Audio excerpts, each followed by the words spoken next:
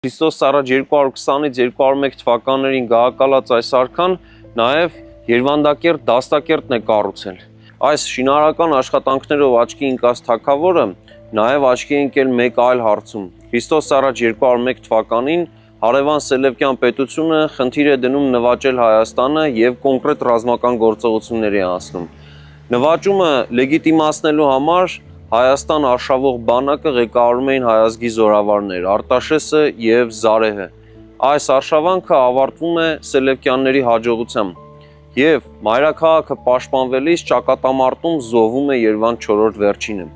Այսինքն Երվանդի նկատմամբ որքան էլ փորձ է կատարվել ինչ-որ բացասական նաև գծեր նշելու, որ Արտաշեսի գահակալումը հետագայում 12 տարի անց այդ օկուպացիայից 12 տարի անց լեգիտիմացվի, այնուամենայնիվ Երվանդ 4-րդի կերպարը կոնկրետ այս գործողությամբ երևում է, որ հայրենասեր թագավորի մասին է խոսում։ Այսինքն մենք գործ ունենք արքայի հետ, ով պատրաստ էր հանուն հայրենիքի, հանուն իր պետականության զոհել իր անձը, պաշտպանելով սեփական կյանքի գնով մայրաքաղաքը Սելևկյանների հարձակումից։ Հետարքիր է, որ նման ուղղությամբ վախճան է գտնում նաև Երվազը, այսինքն սպանվում է հայոց քրմապետը, հայոց հոգևոր կենտրոնը այդ ժամանակվա նախաքրիստոնեական այդ շրջանի հոգևոր կենտրոնը պաշտպանելիս։ Եվ ահա այսպիսի ավարտ է ունենում հայոց պատմության համահայկական արքայատոմներից Երվանդների պատմությունը, բայց այստեղ նաև հետարքիր է, որ Երվանդների տոհմաճյուղերից շարունակում են իշխել Հայաստանի առանձին հատվածներում։ Օրինակ,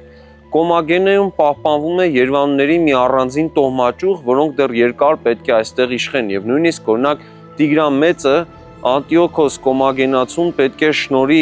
թագ եւ Տիգրանյան նմուշի թագ էր դա, եւ այդ շրջանում փաստորեն Երվանդունիների ներկայացուցիչներ պետք է գահակալեին զուգահեռաբար Արտաշեսյաններին Հայաստանի մեկ այլ հատվածում, բնականաբար մեծ հայքի թագավորի ենթակայության տակ։ Նախագծի գլխավոր գործընկերն է Կոնվերս բանկը, ֆինանսական աշխարհի ձեր հուսալի գործընկերը։